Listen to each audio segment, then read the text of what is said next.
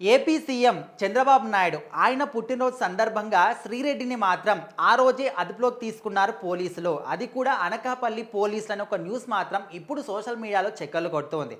అయితే గత ప్రభుత్వ హయాంలో అంటే వైఎస్ఆర్సీపీ కాంగ్రెస్ ఉన్నప్పుడు అందులో ఉన్నటువంటి ఎమ్మెల్యేలు కావచ్చు, మంత్రులు కావచ్చు, అధికారులు కావచ్చు, నాయకులు కావచ్చు, ప్రతి ఒక్కరు కూడా అప్పట్లో ప్రతిపక్షంలో ఎవరున్నారో చంద్రబాబు నాయుడు కావచ్చు, పవన్ కళ్యాణ్ కావచ్చు, నారా లోకేష్ కావచ్చు, వీళ్ళందరి మీద కూడా విపరీతంగా విరుచుకుపడ్డారు. అంటే వాళ్ళు మాట్లాడే రేంజ్ ఏదైతే ఒక లిమిట్ ఉంటుందో దాన్ని క్రాస్ చేసి మరి పచ్చి బూతులు మాట్లాడిన వాళ్ళు చాలా మంది కూడా ఉన్నారు. ఇప్పటికీ అంటే స్టిల్ కూడా కూటమి ప్రభుత్వం వచ్చినప్పటికీ కూడా ఇంకా ఆ విధంగా మాట్లాడే వాళ్ళు ఖచ్చితంగా ఉన్నారు. అండ్ ముఖ్యంగా చెప్పుకోవాలంటే ఆడవాళ్ళలో శ్రీరెడ్డి అదేవిధంగా రోజా.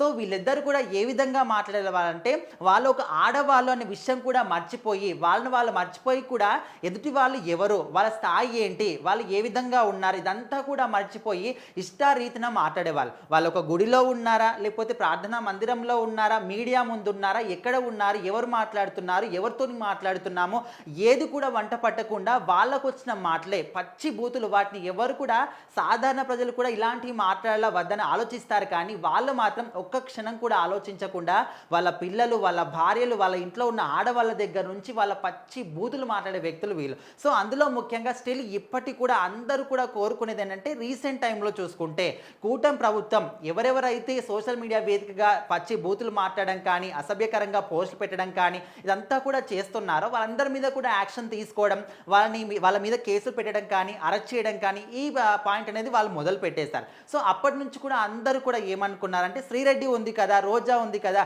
వీళ్ళ మీద ఎందుకు యాక్షన్ తీసుకోవట్లేదు, ఎందుకు వాళ్ళని వదిలేస్తున్నారు, భయపడుతున్నారా, వాళ్ళ నోటికి భయపడుతున్నారని చాలామంది కూడా విమర్శలు గుప్పించారు. సో మొత్తానికైతే ఇప్పుడు శ్రీరెడ్డిని కూడా అనకాపల్లి పోలీసులు మాత్రం వాళ్ళ అదుపులోకి తీసుకున్నారు, ప్రశ్నిస్తున్నారనే ఒక విచారణ కూడా బయటకు వచ్చింది. సో మరి ఇదంతా కూడా నిజమా అంటే వాళ్ళు అధికారికంగా అంటే అఫీషియల్గా బయటికి ఎవరు కూడా చెప్పలేదు.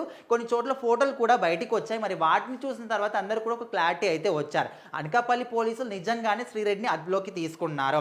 అండ్ ఎప్పటి నుంచి అయితే ఈ యొక్క వేట మొదలు పెట్టారో, ఎవరెవరైతే అసభ్యకర పోస్టులు కానీ, అసభ్యకంగా మాట్లాడడం కానీ, సో వీళ్ళ మీద కేసులు పెట్టడం కానీ, అరెస్ట్ చేయడం కానీ మొదలు పెట్టారో అప్పటి నుంచి శ్రీరెడ్డి మాత్రం కంప్లీట్గా సైలెంట్ అయిపోయింది. ఎక్కడ కానీ ఒక వీడియో కానీ, పోస్ట్ కానీ ఏది పెట్టకుండా తను పరారీలో ఉండడం కానీ, అంటే ఉన్నా కూడా అజ్ఞాతంలో ఉండడం ఇదంతా కూడా చూసాం. సో మరి మొత్తానికైతే తను రీసెంట్గా ఎక్కడ ఉందో పోలీసులు కనుక్కొని సో అక్కడికి వెళ్ళి తను మాత్రం అదుపులోకి తీసుకున్నట్టు తెలుస్తుంది. సో మొత్తానికైతే ఎప్పటి నుంచి ఈ విధంగా తను మాట్లాడిందో, తను ఒక సోషల్ మీడియా అంటే ఫేస్బుక్ కావచ్చు, ఇన్స్టాగ్రామ్ కావచ్చు, యూట్యూబ్ కావచ్చు, ఎక్కడ దొరికితే అక్కడ విపరీతంగా అంటే జగన్మోహన్ రెడ్డి తనకి ఏమైనా పదవి ఇచ్చాడా, తనకేమన్నా గుర్తింపు ఇచ్చాడంటే అది కూడా లేదు. కాకపోతే నాకు ఎవరైనా పదవి ఇచ్చినా ఇవ్వకపోయినా, గుర్తింపు ఉన్నా లేకపోయినా నేను ఖచ్చితంగా ఇటు జగన్మోహన్ అంటే వైసీపీ పార్టీకి నేను సపోర్ట్ చేస్తాను అనే విధంగా తను ఎప్పుడు కూడా వైసీపీ పార్టీకి సపోర్ట్ చేస్తూ ఇక్కడ ప్రతిపక్షంలో ఉన్న వాళ్ళ మీద ఎప్పుడు కూడా బూతులు మాట్లాడుతూ వీడియోస్ చేస్తూనే ఉండేది. సో మొత్తానికి ఇప్పుడు మాత్రం అదుపులోకి తీసుకున్నారని తెలిసిన తర్వాత చాలామంది ప్రజలు కూడా చాలా హ్యాపీగా ఫీల్ అవుతున్నారు. ఎందుకంటే ఇలాంటి వాళ్లకు ఖచ్చితంగా శిక్ష పడాలి.